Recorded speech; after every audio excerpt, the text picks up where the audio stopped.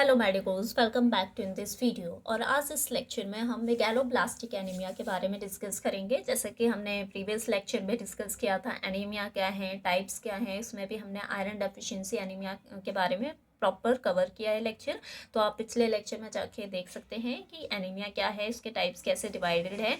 Okay, सो आज इस lecture में हम बात करेंगे मेगालोब्लास्टिक एनीमिया के बारे में। तो मेगालोब्लास्टिक एनीमिया भी जस्ट ये भी एक एनीमिक कंडीशन है जिसमें आरबीसीज की कमी होती है। बस यहाँ पे डिफरेंस ये होता है कि कॉजेस रीजंस क्या हो जाते हैं, चेंज हो जाते हैं। जैसे कि मेगालोब्लास्टिक एनीमिया, मेगालो मतलब कहीं ना कहीं लार्ज साइज, प्लास्टिक एनीमिया यानी यहाँ पे आरबीसी के साइज में चेंजेस आ जाते हैं प्रॉपर, और इस वजह से आरबीसी डिस्ट्रॉय होती हैं फास्ट रेट से और एनीमिया जैसी कंडीशन डेवलप होती है। ओके, तो यही कह सकते हैं हम। फॉलिक डेफिशिएंसी एनीमिया भी कहा जा सकता है, फॉलिक एसिड डेफिशिएंसी एनीमिया भी कहते हैं इसे, विटामिन B12 डेफिशिएंसी एनीमिया भी कह सकते हैं। ओके, जिसका नाम साइनोकोबालमिन भी होता है। साइनोकोबालमिन की कमी से भी क्या होता है, एनीमिया जैसी कंडीशन होती है।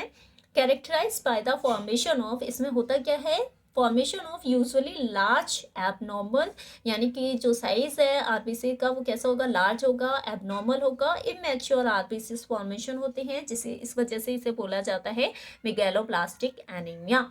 बाय द बोन मैरो, जो बोन मैरो है वो प्रॉपर आरबीसी बना ही नहीं पा रहा है, वो बना तो रहा है लेकिन इम्प्रॉपर बना रहा है, एबनॉर्मल बना रहा है, इमेच्योर बना रहा है। ओके, क्योंकि उसे कुछ बेसिक रिक्वायरमेंट है वो मिल नहीं रही है। Okay, due to the inhibition of the DNA synthesis, immature RBCs, इस तरह की आरबीसीज क्यों बन रही है, क्योंकि वहाँ पे डीएनए सिंथेसिस में कुछ ना कुछ इंटरफेरेंस आ रही है और डीएनए सिंथेसिस नहीं हो पाता। इसका मतलब कहीं ना कहीं उसे ऐसी जो उस प्रोसेस में जो रिक्वायरमेंट है वो चीज़ें नहीं मिल रही हैं, इसलिए डीएनए प्रॉपर सिंथेसाइज नहीं होगा। डीएनए नहीं प्रॉपर बनेंगी तो आरबीसीज नहीं बनती है, और आरबीसीज नहीं बनती तो मेगालोब्लास्टिक एनीमिया जैसी कंडीशन डेवलप होती है। ओके, अगर हम बात करें अपने बोन मैरो की, तो बोन मैरो हमें पता है बोन्स में प्रेजेंट होता है।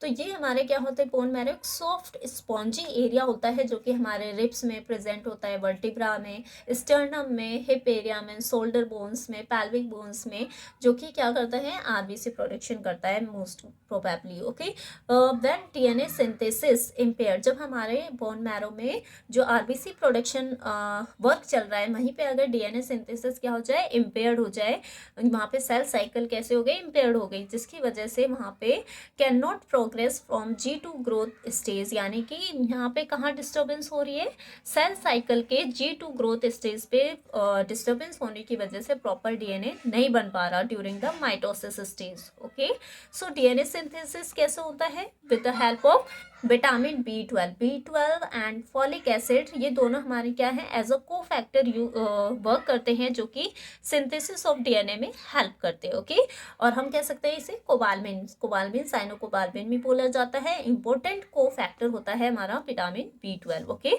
सो B12 इंपॉर्टेंट को फैक्टर है इन होमोसिस्टीन मेटाबॉलिज्म, किसके लिए इंपॉर्टेंट है, होमोसिस्टीन मेटाबॉलिज्म के लिए, हीमोग्लोबिन सिंथेसिस के लिए और माइलिनेशन के लिए ये हमारा एज अ कोफैक्टर वर्क करता है।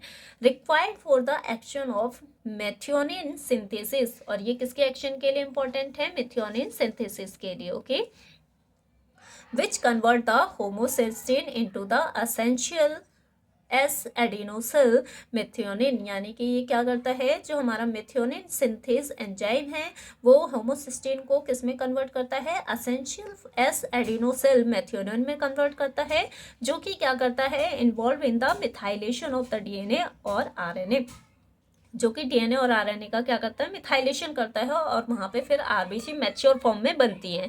ओके, इसी तरीके से विटामिन B9 यानी कि फॉलिक एसिड, ये भी हमारे लिए इम्पोर्टेंट है, जो कि वाटर सॉल्युबल विटामिन होता है, कन्वर्टेड टू टेट्राहाइड्रोफॉलिक एसिड, ये किस में कन्वर्ट होता है, हाइड्रोफॉलिक एसिड में कन्वर्ट होता है। आफ्टर दैट ये यूजफुल होता है, नेसेसरी होता है फॉर द एरिथ्रोपोइसिस, यानी आरबीसी प्रोडक्शन में क्या करता है, हेल्प करता है। ओके, और किस में हेल्प करता है, प्योरिस, थाइमिडाइलेट एंड डीएनए सिंथेसिस में ये हेल्प करता है विटामिन B9 यानी कि फॉलिक एसिड। ओके, अब इसके क्या एटोलॉजिकल फैक्टर हैं यहाँ पे, ये मेगालोब्लास्टिक एनीमिया जैसी कंडीशन क्यों डेवलप हो रही है।